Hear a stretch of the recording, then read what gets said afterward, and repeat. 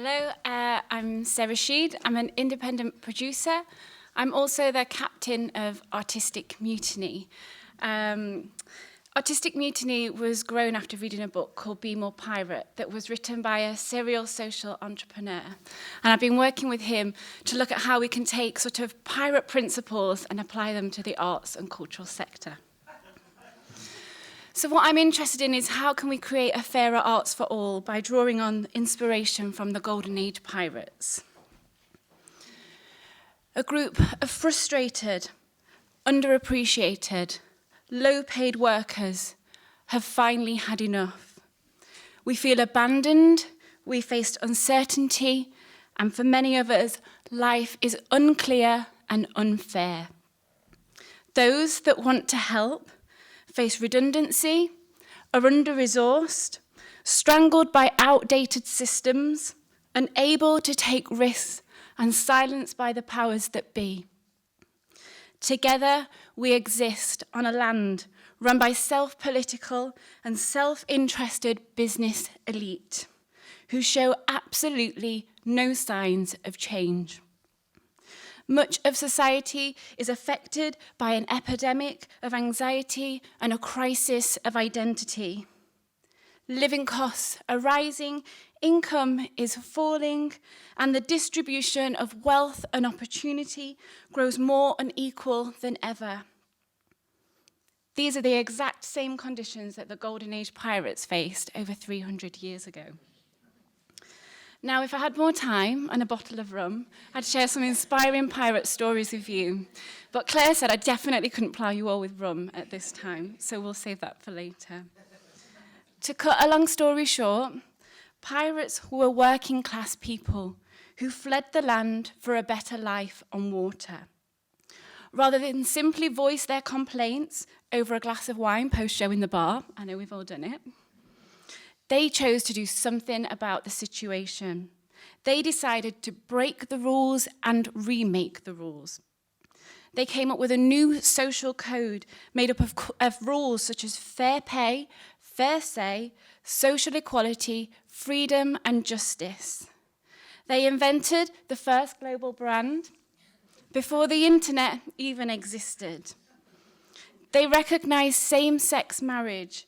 They had clear, transparent pay structures. They had insurance, democratic processes, and on average, 30% of their crew were diverse in ethnicity. They achieved things that we have yet to achieve on land. I'd say these values and practices are something that we could all stand by, obviously excluding the rape and pillage.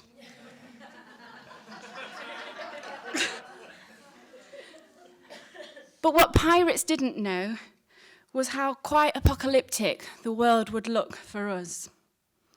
We are facing environmental disaster, financial devastation, unprecedented levels of migration, the rise of technology, and potential for nuclear disaster. There's a tendency to think that everything will be okay, but it's not true. No one is coming to save us. It's going to get worse before it gets better. There's an urgency in the air and there is a need for change. Our sector is fragile. We are lacking resilience and we are the brink of burnout, physically, emotionally, and financially. Today, if we want to improve this picture, we have to do it ourselves.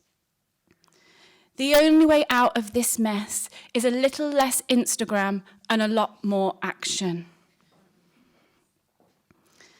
Together, we can challenge the status quo. We can break the rules, we can rewrite the rules, and recreate the systems and the ecology that we feel strangled by and forced to work within. Our uprising starts here. Well, actually, it starts here. I'm inviting you to join a group of audacious, lively, passionate individuals working in the arts who share the mission to be a little more rebel and a lot more pirate. And they want to work together to create a fairer arts for all. It's a place where we can share power, feel valued, have equal access to opportunities, are fairly compensated for our services, collaborate, are transparent, and prepared to hold ourselves and others accountable when we need to. Now, it's fair to say that this is in its really early stages, at infancy, purposely. As a collective of so far over 750 workers in the arts, and it's still growing, we're practicing and adopting the pirate principles to democratically and transparently form our crew. We're going to decide our direction of travel, set our mission, and galvanise our treasure. We're attempting to organise ourselves effectively for the betterment of the arts. And that means us, freelancers, and people with the honour of being in organisations, uniting and working together. We're going to draw strength from our numbers, our intelligence, our experience, and our diversity to effect change on a scale that we haven't been able to do to date. So if you're interested in finding ways to be more pirate and want to work more equitably, then you're going to love it here. I know that you're all here to think about artist development. So ask yourself, how can I be more pirate in the way that I work? And how can I better support the crew that I so heavily rely on? I've heard people in this room say that the reason their organisation places a value on artist development is because you know that you need to invest and support in artists to get the work for your stages. Let me assure you that as we move through even tougher times, if you don't invest and support in the wider freelance workforce, you won't get the products for your stages. In my humble pirate opinion, with thinking like this, if you limit your thinking to artist development, I think you're going to find you're on the back foot. I think you'll be falling into the trap of a dated model, and I think your stakeholders will expect more from you. In Arts Council England's most recent strategy, they say that the arts has been remarkably resilient over the last decade, largely because of low-paid work, freelance workforce making it possible at significant personal cost.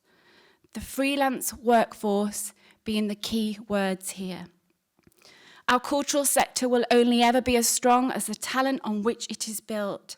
There's a collective responsibility to make that talent, artists, producers, consultants, technicians, practitioners, as strong as possible, who will in turn strengthen the sector and the communities that benefit from our skills and services. Now I know what you're all thinking. Hang on a minute, I'm already overstretched, I'm under-resourced, and she is asking me to support more people. Well, I preempted this, and to help you out, just a couple of days ago, I posted on Artistic Mutiny asking over 750 people to share examples of how a venue or organisation has supported them to be more sustainable, above and beyond employing or commissioning them. They have some ideas for you. You can join the group to find them. I have some ideas for you. You can join me in the bar. You can also share your thinking with us by joining the group. For those of you that will start shaping your next MPO applications later this year, you could shape them with us. I'm not suggesting it's going to be easy, but I am suggesting that we can overcome it together. Come and join the conversation and be ready to unite, to share power, to take positive action. Freelancers and organisations sailing side by side through the choppy waters that lie ahead. Thank you.